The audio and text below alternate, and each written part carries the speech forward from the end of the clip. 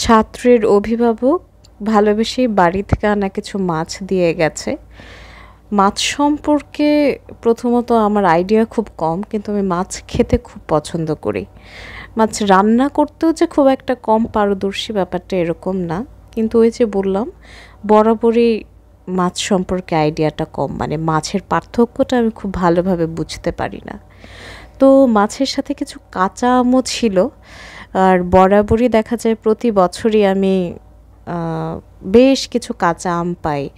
অধিকাংশই পাই আমি আমার বাসার সাহায্যকারীদের কাছ থেকে।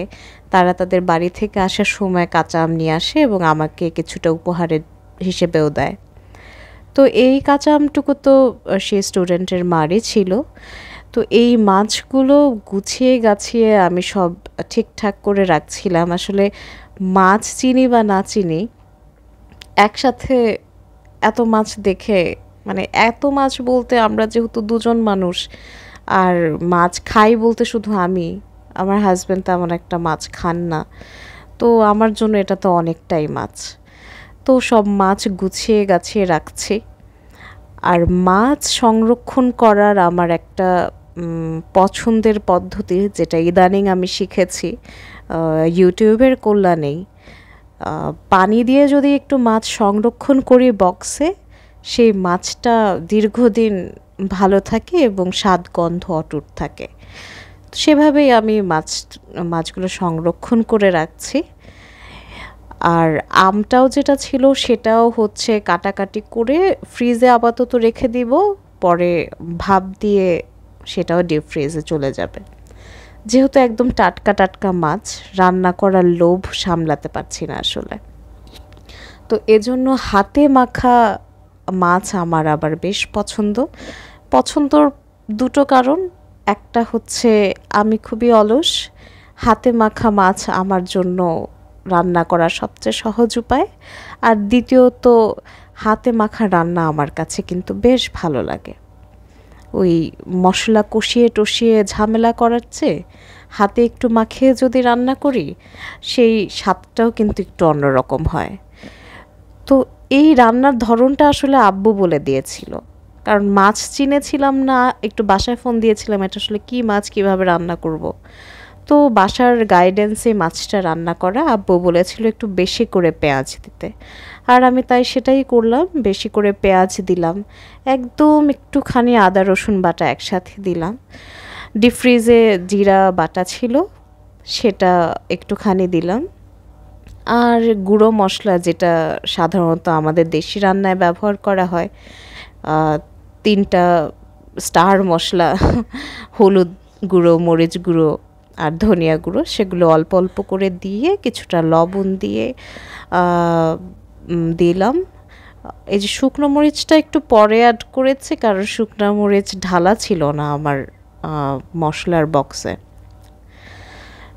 তো পরিমাণ মতো তেল দিয়ে ভালো করে কচলিয়ে মাখিয়ে নেওয়াটাও আসলে একটা আর্টের মধ্যে পড়ে বোধহয়। না, আসলে কোনো আর্টই না। আমার মতো ফাঁকিবাজ মানুষের জন্য আসলে যে কোনো কাজই মনে হয় মানে শিল্পের পর্যায়ে ফাঁকিবাজিটা নিয়ে যেতে পারি খুব সহজেই। হাত ধোয়া পানি তো দিতে অবশ্যই ভুলবো না, কারণ চিরাচরিতভাবে বাঙালিরা আমরা কোনো ধরনের মশলা নষ্ট করি না। এই সুন্দর করে মাখিয়ে টাখিয়ে তারপরে ঢেকে দেব। ঢেকে দেওয়ার পরবর্তীতে মাছের চেহারা দেখতে আসলে হয়তো যে কোনো মাছ প্রেমীদেরই ভালো লাগবে। খুব সুন্দর ঝোলের সাগরে হাবুডুবু খাচ্ছে।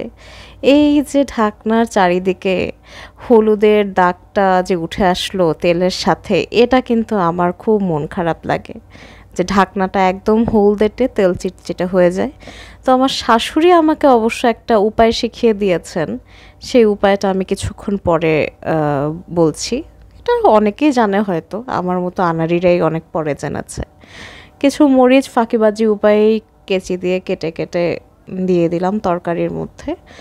আর একটা জিনিস দিব, যেটা সাধারণত আমি ডালে দিতে পারি না, কারণ আমার হাজব্যান্ড ডালের মধ্যে কাঁচা আম খায় না।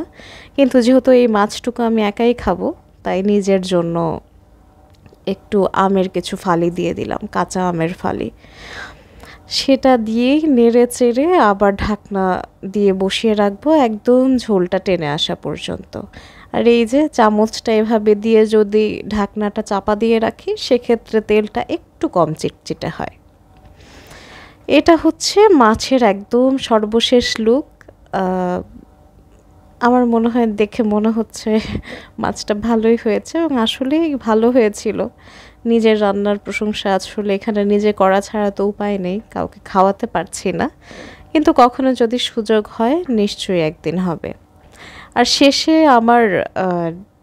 আমার সিগনেচার ডালের ভিডিওটা একটু অ্যাড করে দিয়েছি, কারণ এর আগে একটা ভিডিও দিয়েছিলাম যেখানে বাগার পুড়িয়ে ফেলেছিলাম। আমাকে হয়তো অনেকে একদম কাঁচা রাঁধুনি মনে করতে পারেন, আসলে আমি এতটাও কাঁচা রাঁধুনি না, বেসিক রান্নাগুলো মোটামুটি কিছু জানি। আর এই যে এটা হচ্ছে আমার স্টাইলের বাগার দেওয়া, মোটামুটি সোনালি করে ভেজে ডালের মধ্যে দিলে রঙটাও যেমন সুন্দর থাকে, আবার বাগারের ঘ্রাণটাও কিন্তু অনেক ভালো পাওয়া যায়।